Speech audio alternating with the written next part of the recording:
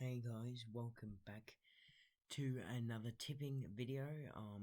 Today I'll be going through the first week of the finals. It was a very sad week, but it was also a very good week to watch for finals. It's very interesting, that's for sure. Lots of calls that didn't really go my way, lots that definitely did.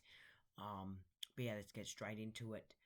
First game of the round was Brisbane versus Richmond in the elimination final, and what a game it was. Richmond just bowing out in an absolute thriller. Like I did predict, it was a very close and tight game, that's for sure. Had 17 lead changes, I think, for the game. It was very huge to watch, and Lockie Neal was voted as most valuable player for the game. My big call is for Cameron to kick 4 more goals. He failed to do that. He kicked 2 goals, but what a game it was. Richmond were probably the better side for majority of it, to be honest. And next was Melbourne versus Sydney in the second qualifying final, and it was actually the Swans getting it up. I was not expecting this. I tipped the D's. Great performance by the Swans. They were very good. Obviously, getting the job done and heading into a prelim. I mean, it's their prelim to lose now. Home prelim final at the SCG. Can't get any better than that. Swans have absolutely won that. And Melbourne, they just weren't very good. Christian Petracca now might have to play injured this week against the Lions in that semi-final. And Sydney's Tom Hickey was voted best player. Very big. He was quite good, and despite Buddy Franklin and Warner, Logan McDonald, and Heaney not having much of the pill and doing good, the Swans still managed to win, and quite comfortably as well.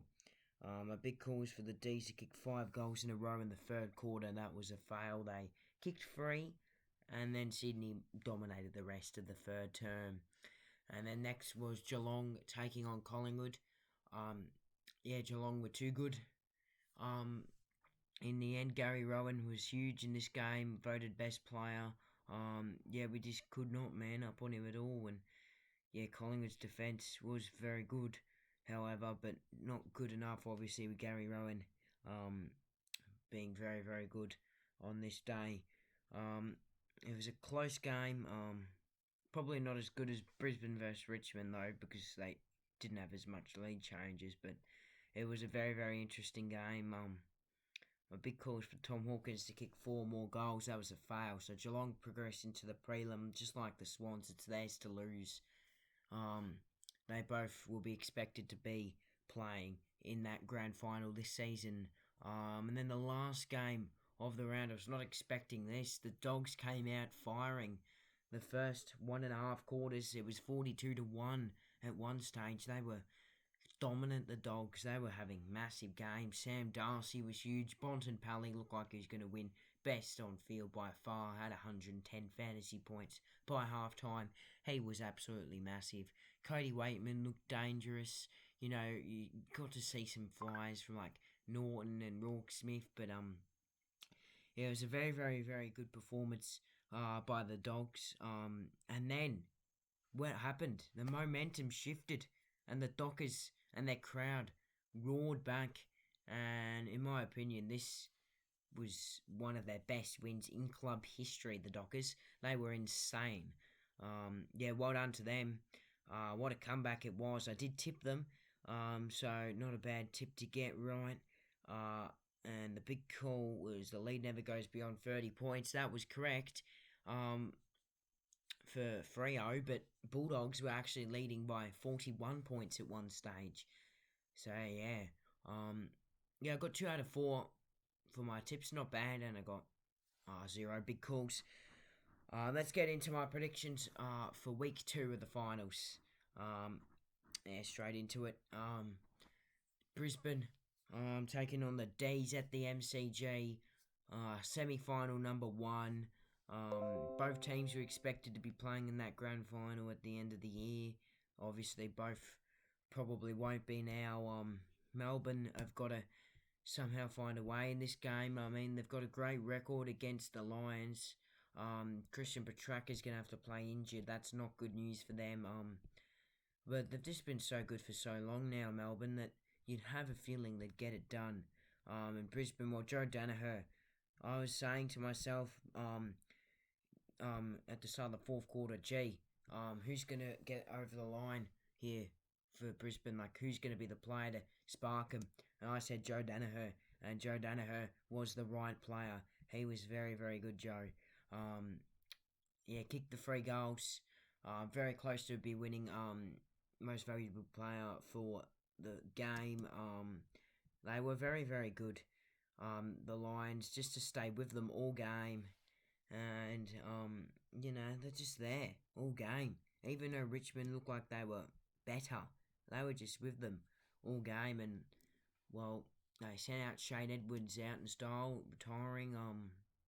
And somehow Mitch Robinson gets to find another day. We get to see some more vlogs from him, at least when he's playing. But yeah, it was a very, very good game to watch. This one's going to be a tight one for majority of it, but I think Melbourne are going to be too good in this game and run out winners by 37 points. My big call, Viney and Oliver to combine for 60 touches. I probably would have had Petracca in there, but I do not, just because he's injured. Well, he's going to be playing injured. And then the second final for the get round, I'll be streaming this one on Saturday night. I kind of wish I won't be streaming it though, because it's going to be a real ripper, I reckon. Collingwood taking on the Dockers at the G. We know how good the Dockers are. But yeah, I mean, they've been good all season. The Dockers, and up until, like round 16, 17, and they've dropped off. But that comeback was, well, remarkably one of their best moments of the season. Best win probably in recent years for the Dockers, maybe even in their club history. And, well, Collingwood were robbed, really, in that game against Geelong. They were just outclassed at that last little minute of the game. And, it really hurt because we've been winning thrillers all year. And then to lose that one really, really hurt for the boys. And Taylor Adams is going to be out for the rest of the season. Craig McRae confirmed it. He also mentioned in his press conference that we don't feel like losers after that game. We aren't considered as losers in that game, and he's right. We played very, very well against the top of the table as well. We nearly beat them and probably would have been one of the upsets of the season. Seeming Geelong hadn't lost for, 13 games in a row. That would have been a huge, huge scalp. But in this game, this is probably a little bit biased, but it's also a little bit, it's a little bit weird to go with something like this, but Collingwood by 7 points. I reckon we'll get the job done. But my big call is all over the place. Don't judge me for it, though. Amiss and O'Driscoll were really, really good for the Dockers. They were huge in their fight back. Obviously, Michael Walters was the best player on the field. Interesting to see that. And my big call is going to be a bit weird because this is no way this is going to happen. Amiss and O'Driscoll, well, I hope it doesn't happen. Amiss and O'Driscoll kick 3 or more goals and have 30 or more touches. They've both been playing wing forward type roles. I don't think they'll get that many possessions, so I've gone with a little bit of a low number in 30. But yeah, that's my tips for the round. Fingers crossed we can get the job done over Freo. I know there'll be a lot of Freo fans at that game.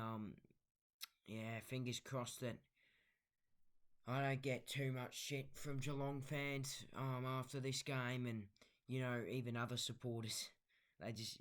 Everyone just gives Collingwood shit. But yeah, it's our second loss in recent weeks. Fingers crossed we can, find a way and somehow win against Freo and then progress into the prelim against Sydney at the SCJ. It's going to be nearly impossible.